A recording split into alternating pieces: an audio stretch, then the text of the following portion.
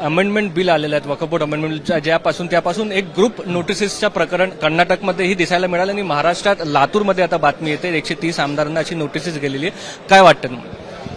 नाही, या प्रकरणाच्या खोलामध्ये जावं लागेल.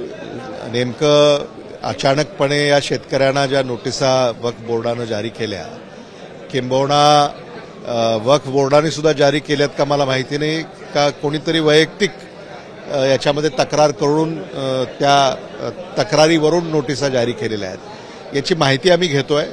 लातूरच्या त्या शेतकऱ्यांशी सुद्धा आम्ही संपर्क केलेला आहे. आज त्यांच्या भेटीगाठी आमचे सहकारी घेत आहेत आणि संध्याकाळपर्यंत त्याची माहिती येईल आणि ती माहिती एकदा आमच्याकडे प्राप्त झाल्यानंतर जिल्हाधिकाऱ्यांकडे पहिल्यांदा आम्ही दाद मागू आणि त्यात त्यांना लक्ष घालायला सांगू.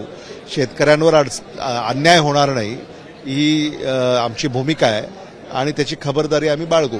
निवडणुकीचे जे पॅटर्न राहिलेले आहेत, खूप काही एलिगेशन्स होत आहेत. लातूरमध्ये तुम्ही काय स्टडी केलेली आहे? तुम्हाला वाटत आहेत का ह्या काउंटिंगमध्ये किंवा निवडणुकीत काहीतरी पारदर्शकता कमी होते?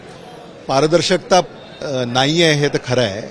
याच्यामध्ये अनेक तक्रारी आहेत, म्हणजे ईव्हीएम हॅकिंग, ईव्हीएम टॅम्परिंग, म्हणजे मग ईव्हीएम मशीन, ते सेंट्रल कंट्रोल युनिट वगैरे वगैरे अनेक ठिकाणी अनेक तक्रारी आपण ऐकलेल्या आहेत. निवडणूक आयोगाचं हे काम आहे की या तक्रारीचं निरसन केलं पाहिजे.